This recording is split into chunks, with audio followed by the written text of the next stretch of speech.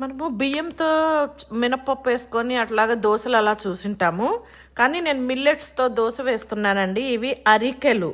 Okay, ఇంగ్లీష్లో ఏమంటారో నాకు తెలియదు, తెలుగులో మాత్రం అరికెలు అంటారు. ఓకే ఓకే ఇప్పుడు నేను దీంతో దోశలు వేస్తున్నానండి. సో ఎలాగంటే చూడండి, ఇక్కడ నేను 1 కప్పు అరికెలు తీసుకున్నాను. ఓకే, దీనికి 1/2 కప్పు మినప్పప్పు, దీనికి ఇంకో సగం కప్పు అటుకులు అండ్ కొన్ని గింజలు మెంతులు. ఇప్పుడు ఇవి బాగా కడిగేసుకొని ఒక 7-8 గంటలు నానపెట్టుకోవాలండి. ఓకే, ఇదిగోండి నానపెట్టేసుకున్నాను ఇప్పుడు. ఓకే, 7-8 గంటలు అయితే నానాలండి. ఓకే, మనకి మామూలుగా దోశ ఎలా వేసుకుంటాము, దోశకి ఎలా నానపెట్టుకుంటాము 7-8 గంటలు, ఆ విధంగానే ఇవి కూడా నానాలన్నమాట. ఓకేనా. చూడండి, 7-8 గంటలు నానాక నేను ఇది మిక్సీకి వేసేసుకున్నానండి. ఓకే, మెత్తగా పిండిలాగా మిక్సీకి వేసేసుకున్నాను. ఓకే, దోశ పిండిలాగా, దోశ కన్సిస్టెన్సీ. ఇదిగోండి, నేను ఒక కబోర్డ్లో పెట్టేసుకుంటున్నానండి.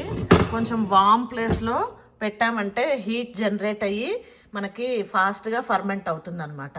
అందుకని నేను కబోర్డ్లో పెట్టేసి డోర్ వేసేస్తున్నాను.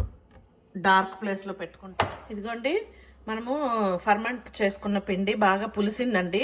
సో ఇప్పుడు దీంట్లోకి ఉప్పు వేస్తున్నాను. ఉప్పు వేసి బాగా కలుపుకోవాలండి.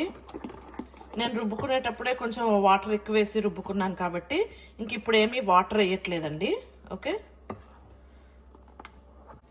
ఇదిగోండి, పొయ్యి వెలిగించుకొని ప్యాన్ పెట్టుకొని ప్యాన్ వేడయ్యాక 2 గరిటెలు పిండి వేసుకుందాం. ముందు వేసుకొని ఇలా స్ప్రెడ్ చేసుకోవాలి.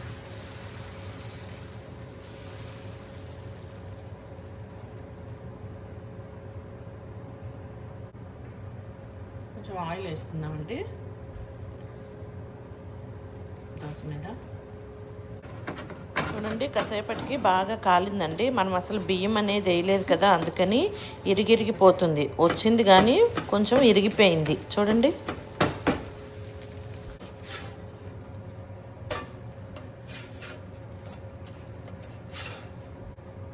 కొన్ని మింట్ చట్నీతో తినేస్తున్నాను. కొంచెం ఇరిగిపోయింది, బట్ ఓకే, బాగానే వచ్చింది ఫైనల్గా. చూడండి, దోశ ఇరిగిపోతూ వస్తుంది కదా, అందుకని ఏం చేశానంటే ఒక 1.5 స్పూను బియ్యం పిండి వేసి కలిపి ఒక 30 మినిట్స్ మళ్ళీ అలాగ నానపెట్టానండి.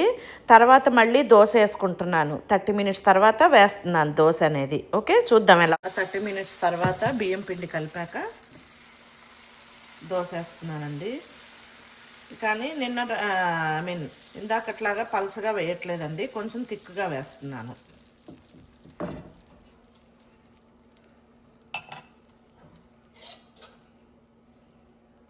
పైన కొంచెం ఆయిల్ వేసుకుందామండి, 1 స్పూన్ అంతా.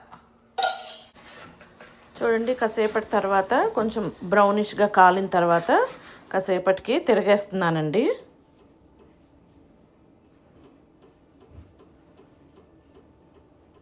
అయ్యా, బాగా వచ్చింది.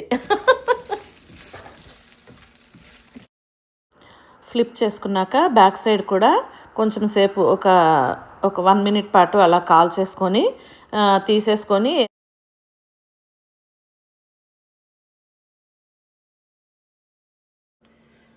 దీన్ని ఎనీ చట్నీతో తినచ్చండి. పల్లీల చట్నీ కానీ టమాటో చట్నీ కానీ దేంతో అయినా తీసుకుంటే చాలా టేస్టీగా ఉంటుంది. Okay, thank you.